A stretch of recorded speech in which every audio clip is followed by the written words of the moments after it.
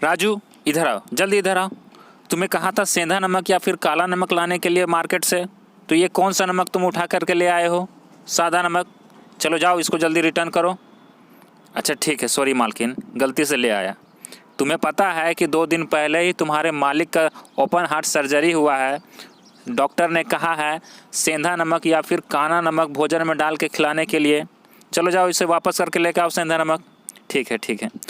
इस तरह का बात हम लोग अवश्य सुनते हैं, जिसका हार्ट सर्जरी हुआ है या फिर जिनको बीपी का समस्या है, तो जिनका भी शरीर में कोलेस्ट्रॉल बढ़ गया है, उन्हें कहा जाता है कि सेंधा नमक या फिर काला नमक इस्तेमाल करने के लिए। क्या आपके घर में भी इस तरह का कोई पेशेंट है जिसका हार्ट का समस्या है, बीपी का समस्या है, जिनको लकवा मार दिया है, जिनको ब्रेन हेमरेज का दिक्कत होता है? तो आप भी इस बात को जान लीजिए कि क्यों कहा जाता है कि सेंधा नमक और काला नमक ही हमें लेना चाहिए, सादा नमक बिल्कुल भी नहीं लेना चाहिए। इस बात को जानने से पहले अगर आप इस चैनल पर नए हैं तो प्लीज़ सब्सक्राइब कर लें और बेल आइकन ज़रूर दबा दें ताकि अगले वीडियो का नोटिफिकेशन आप तक पहुंच जाए।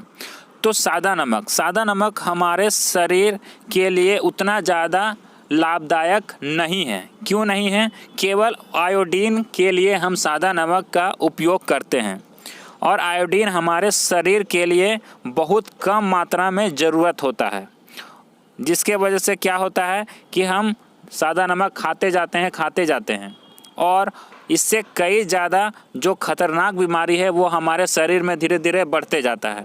जैसे जितने भी खून से संबंधित बीमारी होती है, यानी कोलेस्ट्रॉल बढ़ने के कारण जो बीमारियां हमें आती है, जैसे हार्ट अटैक हो गया, लकवा हो गया, ब्रेन हेमरेज हो गया, बीपी का समस्या हो गया, ये सब कोलेस्ट्रॉल के कारण होता है।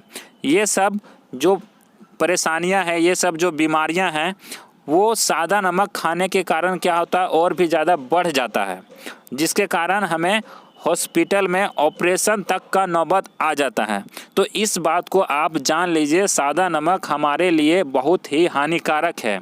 ये एक बिजनेस फाउंडेशन की तरह इस्तेमाल किया जा रहा है। इसको मात्र 10 से 15 पैसा में बनने वाला चीज़ को हमें 20 रुपया, 30 रुपया, 40 रुपया में बेचा जा रहा है और हमें किस तरह से बेवकूफ़ बनाया जा रहा है, इस बात पे आप थोड़ा सा गौर कीजिए।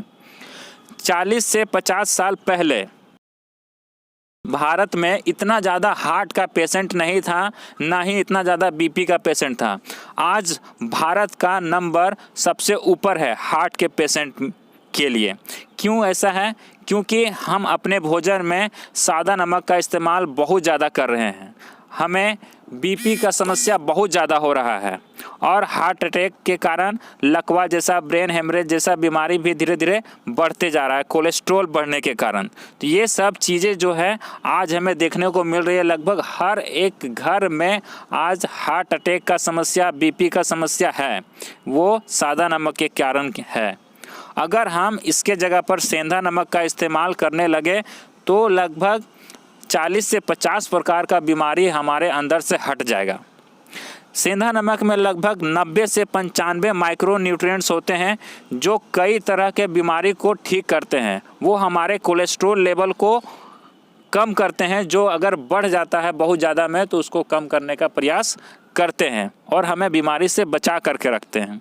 तो इस तरह से हमें सेंधा नमक का इस्तेमाल करना चाहिए।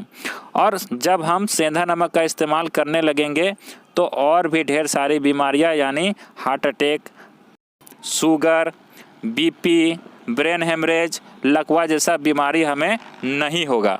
क्योंकि सेंधा नमक जो है वो क्षारीय होता है। अगर हमारे शरीर में रक्त की अम्लता बढ़ जाती है तो हमें हार्ट से संबंधित बीमारी होने लगता है, खून से संबंधित बीमारी होने लगता है, जो हमारे लिए बहुत ही हानिकारक है। इसलिए हमें सेंधा नमक या फिर काला नमक का इस्तेमाल करना चाहिए। जब हम इसको धीरे धीरे अपने भोजन में शामिल करने लगेंगे तो क्या होगा, हम स्वस्थ रहेंगे। और क्या है कि अगर हमारे शरीर में आयोडीन की मात्रा बढ़ जाती है तो उससे नपुंसकता भी आने लगती है। तो इस बात को आप ध्यान दें। जो भी व्यक्ति सादा नमक का इस्तेमाल कर रहे हैं वो सतर्क हो जाएं। वो इस बात को जान लें कि सादा नमक खाने से कितना ज़्यादा हानि हो सकता है हमारे लिए, और हम कहीं ना कहीं आगे चल के हार्ट का पेशेंट बन सकते हैं। तो इस चीज़ को ध्यान देने वाली बात है। अगर आप इस पे ध्यान नहीं देंगे तो कहीं ना कहीं हार्ट का पेशेंट आपके घर से भी निकल सकता है।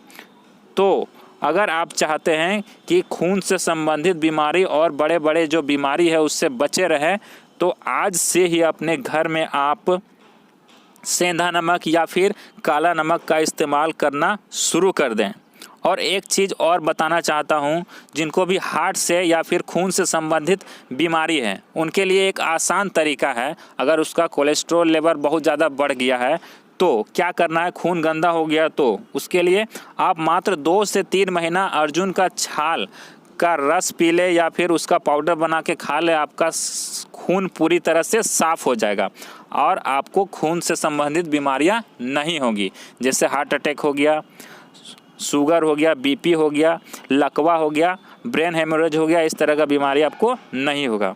तो अगर आपको वीडियो अच्छा लगा हो तो लाइक कर दे और शेयर कर दे और सब्सक्राइब ज़रूर कर दे अगर आप नए हैं तो। धन्यवाद।